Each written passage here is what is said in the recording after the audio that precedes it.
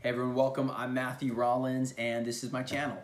So if you're a business owner and you are stuck, you've got a problem, you're confused about something, which is an experience I often have as a business owner, the question prevails, like, what do you do? How do you solve a problem when you can't articulate that problem, when you can't actually define it? Because sometimes we have a lot of clarity about, like, oh, I know exactly what the problem is and I know what to do. I'm just having a hard time doing it, or I technically lack the skill. But sometimes it's like I can't even really articulate the problem, and so how do I solve something that I can't put words to? So a few years ago, I was working. Lived at a house with a group of friends. There was 8 of us, and actually we weren't all friends.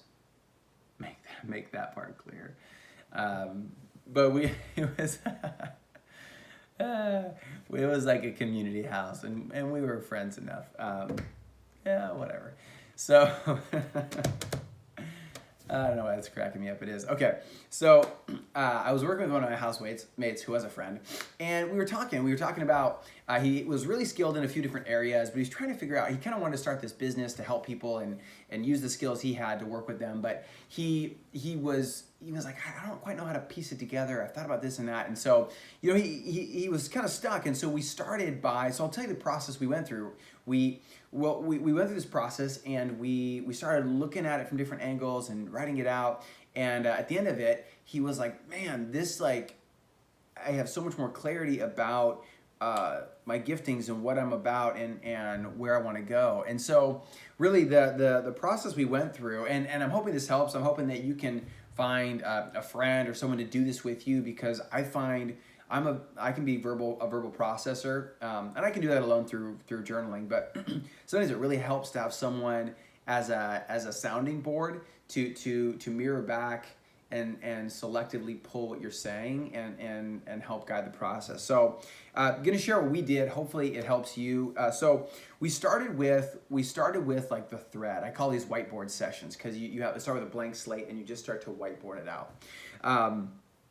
So we start with a thread, right? Maybe you can't see the whole garment, the whole roll of yarn, but you just start somewhere. Maybe that's, okay, well, what's the problem? Or like, what's the starting point? What can you tell me about where you're at? And it's like, well, I have these skills, but I don't know what I want to do with them. Well, okay, so maybe it's like, hey, I'm really good with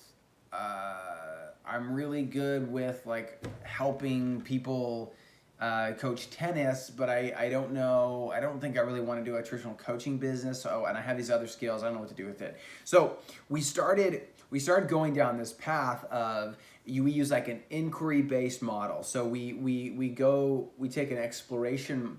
We take an exploration as my friend was just doing kind of stream of consciousness, flow of consciousness. So you started with the beginning of the problem, exploring and mapping it out. We begin to use like intuitive curiosity. So as I'm listening to him, I'm like, okay, this is where I feel drawn to. You said this. I'm really fascinated about that. So if you can find someone that's really a curious person, someone that's fascinated with life and pretty intuitive, then a lot of times you can just follow your curiosity down a path and you'll be amazed at where it leads you.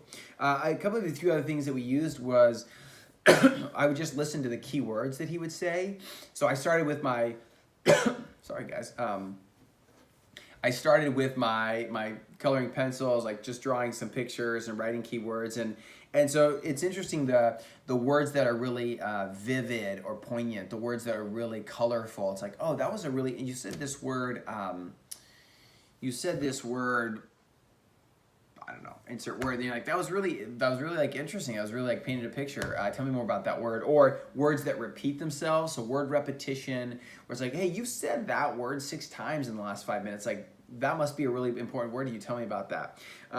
Also listening for emotion, where it's like, okay, what are you?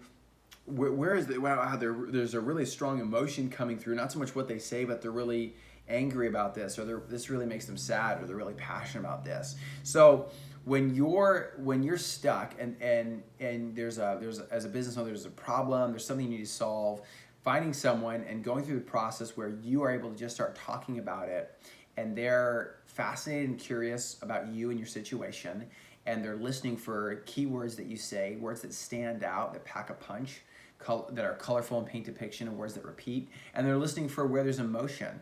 And you follow that, and you begin to, it's going to help lead you to a place where you land. You say, oh man, okay, there's more clarity where there's strong emotion.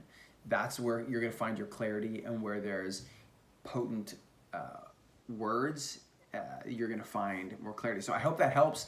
I know that's not a specific, like, tactically, like, first this, then that, but those are some of the tools that we use when we're working with clients and helping people.